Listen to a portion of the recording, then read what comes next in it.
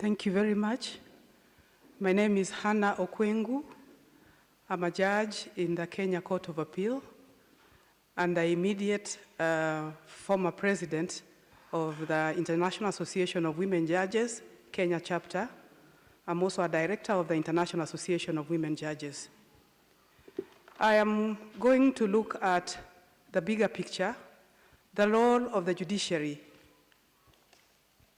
Could there be a missing link in addressing human trafficking? Now, Kenya, as we have already heard, is a transit point. It's also a destination and also a source for human trafficking. The recognition of the magnitude of this problem has resulted in the enactment of a law which has already been adverted to by my colleagues, which is the Counter-Trafficking in Persons Act, which criminalizes human trafficking and provides penal sanctions. Kenya has also, as you have already also heard, is a signatory to regional and international instruments, which Christine has taken you through very well.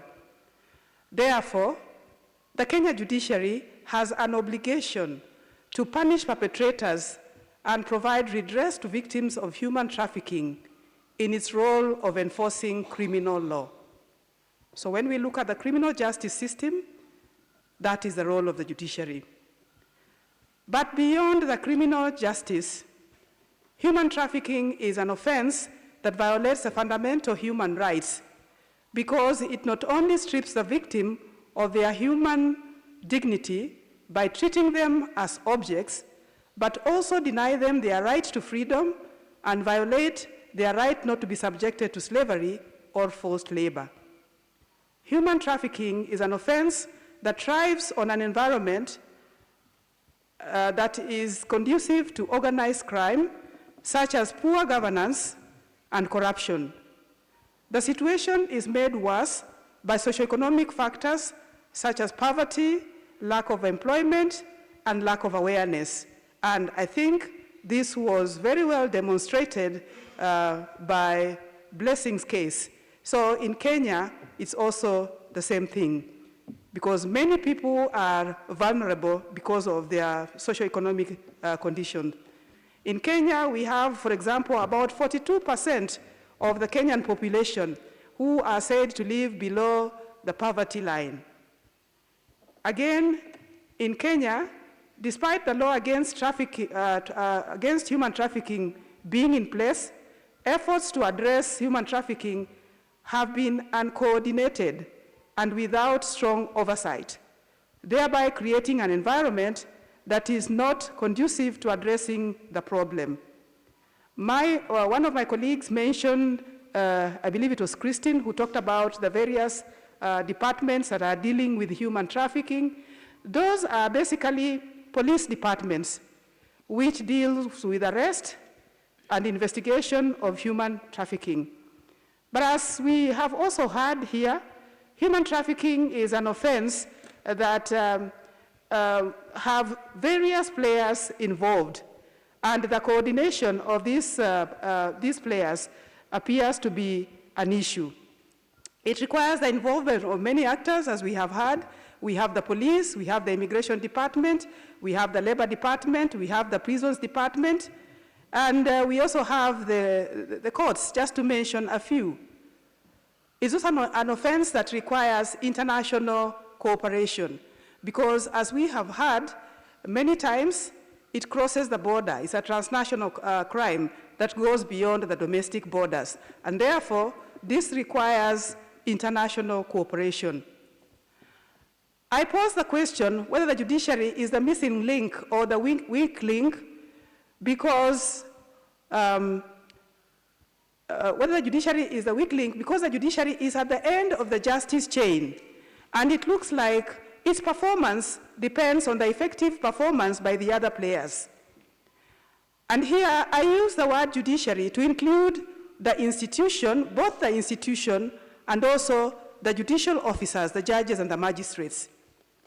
A closer examination of the role of the Kenya judiciary as an institution and the judges as independent judicial officers reveals that there are opportunities that can be used in addressing the problem of human trafficking so as to enable the judiciary play a more effective role, an effective and proactive role, and also influence the effective performance by other duty bearers.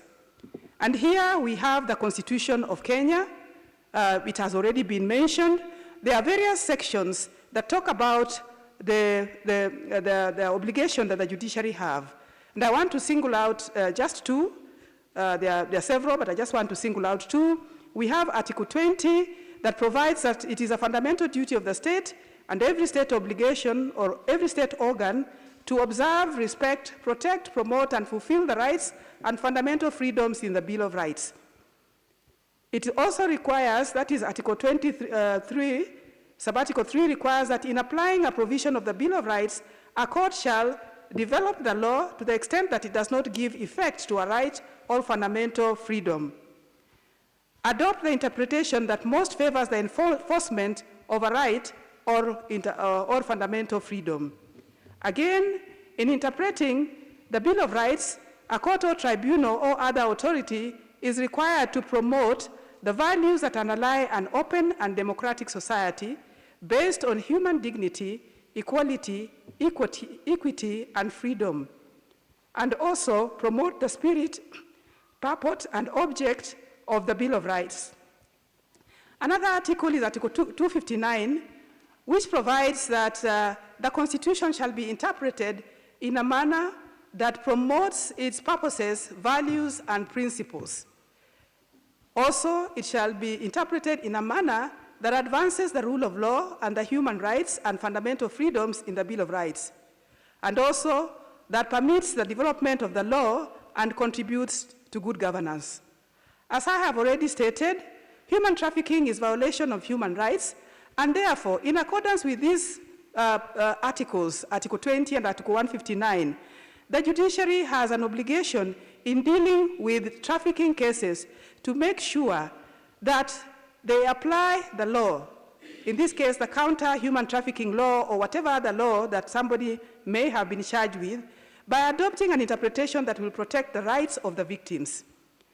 The judiciary obligation also to develop the law in regard to anti-human trafficking law requires it to come up, to interpret it in the law that comes up with robust jurisprudence so that they can provide and chart a way forward on how to deal with these cases. Unfortunately, we are yet to see this kind of robust jurisprudence that we are talking about. The judiciary has also an obligation to promote values in the society that advances human rights and by association, by extension, anti-human trafficking efforts. The judiciary must therefore, through its application and interpretation of the law, engender respect for the rights and fundamental freedoms of the individual and keep other government agencies in check. The judiciary also has the obligation to train judicial officers and staff in evolving matters as human trafficking laws. Judiciary must also deal with cases of corruption in a way that reflects the seriousness with which it views the matter. Because as we have heard, corruption facilitates organized crime. And if we dealt seriously with these cases of corruption, it would deter offenders and would seal a very crucial loophole that facilitates these organized crimes such as human trafficking. How can the judiciary effectively and efficiently perform its role in the prevention and prosecution of human trafficking cases? I just want to mention just a few things. First of all, there is need for a good strategy to perform this role. And here, the Kenya Judiciary has had two judiciary framework that they have worked with. The first was the Judiciary Transformation Framework 2012-26 that came in place to bring in reformation so as to address the new constitution that had come into effect. Currently, we have what we are calling Sustaining Judiciary Transformation, a Service Delivery Agenda 2017-2021, which is a build-up on the first one, on the judiciary transformation framework. And here, one of its key pillars is access to justice. And I believe that we can use this particular document to have a strategy that is specifically focused on human trafficking so that we can deal effectively with these cases. We also have a statutory body known as the National Council on the Administration of Justice, which was created or is created under the Judicial Service Act. It's a high-level policy forum headed by the Chief Justice of Kenya, and it's a forum for all the players in the administration of justice, and is intended to be used in the implementation and as an implementation and coordination tool. This body would facilitate an ideal forum for proper coordination and accountability of all duty bearers in regard to the prevention and prosecution of human traffic offenses. Then we also have court user committees. In every court, we also have the court users committee, which is basically cascading the idea of cooperation and coordination from the national level with the National Council on the Administration of Justice down to the magistrates level. Most of these court users committees are headed either by the magistrate in charge of the station or the resident judge, and they work together with the community and with all the stakeholders in the courts so as to facilitate the involvement of the community and also to decide and agree on how to deal with problematic areas. So this is also one way that creation of awareness can be done in regard to human trafficking cases.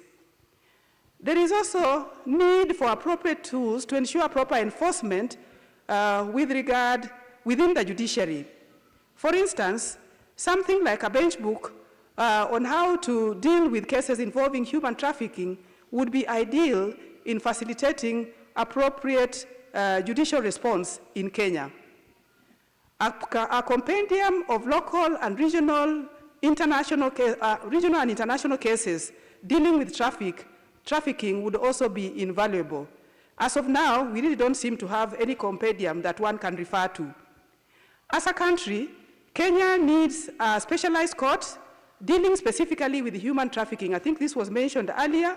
If we had a specialized court, it would fast-track human trafficking. It would also allow for the judges to go beyond the retributive justice. I had the opportunity to sit in the New York Human Trafficking Court, Anti-Human Trafficking Court, and it was amazing to see how they deal with these cases, how they treat the victims, and how they try to help them by using social workers and all that. Then a comprehensive curriculum and well-coordinated training for judicial officers and other duty bearers is also necessary and would go a long way in helping the judiciary better perform its role. I also want to address the role of Women Judges Association in providing support to the judiciary and also in playing their roles as individuals in addressing these cases of human trafficking. As we were told by our former president, Honorable Susanna Medina, IWJ International has a program which deals with that, which deals with the issue of addressing human trafficking. The Kenyan chapter has also played a positive role in addressing human trafficking. We have been at the forefront in the training programs. We have partnered with partners such as Equality Now, Heart Kenya, UNODC, to bring up trainings and to train judicial officers. It's only recently that the